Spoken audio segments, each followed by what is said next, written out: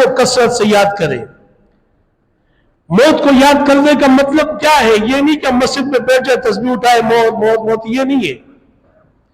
مہینے میں ہفتے میں قبرستان کا چکر لگائے، وہاں دیکھے وہاں ایسے ایسے لوگ پڑے ہوئے ہیں جو دنیا میں قیمتی لباس پہنا کرتے تھے، مہنگی سی مہنگی خوشبو لگایا کرتے تھے، جس راستے سے گزر جاتے اندازہ ہو جاتا کہ فلاں بندہ گزرا ہے. بڑی بڑی گاڑیوں میں گھومتے تھے، کوٹھی اور محلات میں رہتے تھے، اے سی اور ہیٹر کی زندگی گزارتے تھے. غریبوں سے بات کرنا تو دور کی بات، سلام کرنا بھی گوارا نہیں کرتے تھے.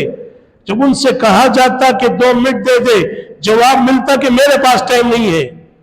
آج وہ اسی قبرستان میں ہے جس قبرستان کی مٹی میں، جس قبرستان کی زمین میں جھونپڑی میں رہنے والا، بھوکا پیاسا رہنے والا، پھٹے پرانے کپڑے پہننے والا، اس کے ساتھ ایک ہی قبرستان میں پڑا ہوا ہے. کل کو ہمیں بھی وہاں جانا ہے. یہ محلات، یہ بنگلے، یہ گاڑیاں، یہ فیکٹریاں، یہ نوکر، یہ چاکر سبھی ذلیل رہ جائیں گے. دوسرے نمبر پر کبھی کبھی سونے سے پہلے مراقبہ کرے، خود سوچے کہ آج تو میں ہٹا کٹا ہوں، ایک دن ایسے آئے گا میں بیمار پڑ جاؤں گا. علاقے کے ڈاکٹروں سے علاج چلے گا، آخر میں یہ ڈاکٹر کہیں گے ہمارے بس سے باہر ہے، بڑے ہسپتال لے کے جاؤ. بڑے بڑے ہسپتالوں میں ہمیں لے جایا جائے گا، وہاں بھی ایک دن ڈاکٹر کہہ دیں گے کہ اس کا وقت پورا ہے، اب یہ لا علاج ہے، گھر لے جاؤ. علاقے میں چیمی گوئی ہوگی، پتا ہے فلاں کو یہ ہو گیا ہے، فلاں کے بارے میں پتا ہے، لوگ عیادت کرنے آئیں گے، جھوٹی تسلیاں دے کے جائیں گے، ہم چرپائی میں پڑے ہوئے ہوں گے. شور مچ جائے گا کہ فلاں نے تو کھانا پینا بند کر دیا، چھوڑ دیا کھانا پینا. رشتہ داروں میں بات چلے گی کہ زبان بھی بند ہو گئی. پھر یہ شور ہوگا کہ لوگوں کو پہچاننا بھی چھوڑ دیا، ماں باپ کو بھی نہیں پہچان رہا. اس کے بعد جسم سے روح نکلے گی، گھر کا جو سربراہ ہوگا وہ کہے گا کپڑے کا ٹکڑا لاؤ اور ہماری توڑی پہ باندھ دیا جائے گا. ہمیں باندھ کر مشورے شروع ہو جائیں گے، جنازہ کس ٹائم ہوگا، کہاں ہوگا، مہمانوں کے لیے کیا بنائے، قورمہ بنائے، بریانی بنائے، ہماری فکر نہیں ہوگی. کھانے میں کیا بنائے.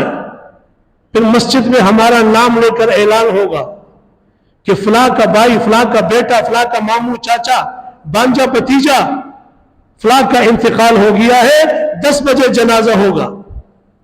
یہ سوچے ہمارے بارے میں اعلان ہوگا، 10 بجے جنازہ ہوگا.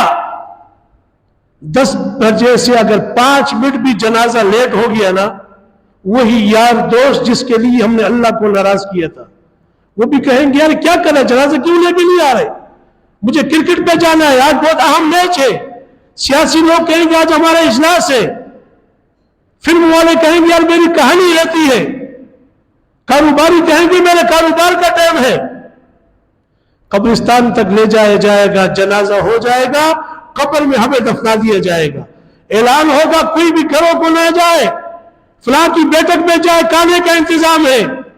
کھانا شروع ہو جائے گا، محفل لگ جائے گی گپ شپ کی، ہمیں کوئی یاد نہیں کرے گا.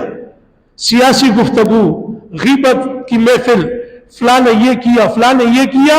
یہ جو دعائیں ہوتی ہیں نا، دعائیں ہمارے علماء جو کہتے ہیں یہ بدعت ہے، کیوں کہتے ہیں؟ اب دیکھیں دعا میں نکلتا نہیں ہے، رواج ہے. ایک فون آ جاتا ہے دعا کے دوران، ایک ہاتھ میں موبائل پکڑے باتیں کرے، ایک ہاتھ اٹھائے ہوا ہے. یہ ہاتھ اٹھانے کا فائدہ کیا ہے جب تم دعا مانگ ہی نہیں رہے ہو، فون پہ باتیں کرو، اللہ کے ساتھ دھوکہ کر رہے ہو. کوئی دعا شعا نہیں ہوتی. دعا کے لیے کون آئے گا؟ وہ لوگ آئیں گے جو کہے گا کہ یہ میرے باپ کی تعزیت کے لیے آیا تھا، میرے والدہ کی تعزیت کے لیے آیا تھا، بھائی کی تعزیت کے لیے آیا تھا. وہ بدلہ لینے کے لیے آ رہا ہے، دعا کے لیے نہیں آ رہا. آپ جس کی تعزیت کے لیے نہیں گئے وہ دعا کے نہیں آئے گا. تو یہ سب ہمارا وہم ہے کہ یہ رشتہ دار، یہ عزیز و اقارب، یار دوست ہمارے کام آئیں گے. یہ کسی کام کے نہیں ہے، اپنے لیے خود اعمال کریں. اور یہ علماء کام آئیں گے آپ کی. ہم جب مر جاتے ہیں یہ علماء جنازے پڑھاتے ہیں، یہی پھر جمعے میں عید میں اعلانات کرتے ہیں کہ فلاں کے لیے دعا فرما دے. اپنے تو بھول جاتے ہیں, اپنے تو قبرستان تک نہیں جاتے. وہ یار دوست جنازے میں شریک ہو جاتے ہیں جن کی وجہ سے ہم نمازیں چھوڑتے ہیں, جن کی وجہ سے ہم تراویح چھوڑتے ہیں, اللہ کے احکامات کو توڑتے ہیں. ان سے کہا جائے قبرستان جاؤ گے, جواب ملتا ہے یار گرمی ہے کون جائے گا, بارش ہے کون جائے گا. کوئی ہمارے ساتھ نہیں ہوگا. علماء کی دعائیں ہوگی, قرآن کی محبت ہوگی, جو ہمارے اعمال ہوں گے وہی کام آئیں گے. آخری بات کر کے بات ختم کر رہا ہوں. وہ ایک شخص کا انتقال ہو رہا تھا, چارپائی پہ لیٹا ہوا ہے, چاروں طرف رشتہ دار کھڑے ہیں, رو رہے ہیں. اس نے سر کی طرف والد صاحب کھڑے تھے, ان سے پوچھا کہ ابا جان کیوں رو رہے ہو؟ والد صاحب نے کہا کہ بیٹا آپ آج ہم سے الگ ہو جاؤ گے.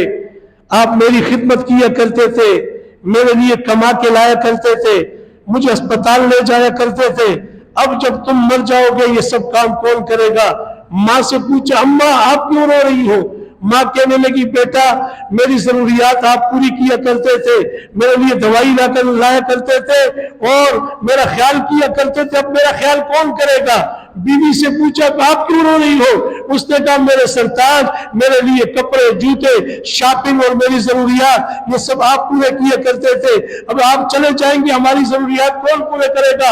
اولاد سے پوچھا آپ کیوں رو رہے ہو؟ بچوں نے کہا ابا جان آپ چلے جائیں گے ہمارے اسکول کو فیس کون بھرے گا, ہمارے لیے کھلونے کون لے کے آئے گا, ہماری خواہشات کو کون پورا کرے گا؟ وہ بندہ ہنسنے لگا, کہا کہ کسی کو بھی میری فکر نہیں ہے, میں ایک جہاں سے دوسرے جہاں پہ جا رہا ہوں, میرا کیا بنے گا؟ قبر میں میری پہلی رات کیسی گزرے گی؟ ہر ایک کو اپنی فکر ہے, آپ کے جانے سے میرا یہ نقصان, میرا یہ نقصان. تو یہ دنیا بے وفا, اگر ہم چاہتے ہیں کہ قبر میں ہمیں سکون ملے, خدا کی قسم خود نیک اعمال کرنے ہوں گے اور اپنی اولاد کو نیک تربیت دینی ہوگی, تب ہمیں سکون ملے گا, ورنہ کوئی کسی کو یاد نہیں کرتا. اللہ پاک ہم سب کو عمل کرنے کی توفیق نصیب فرمائے. وما علینا الا البلاغ.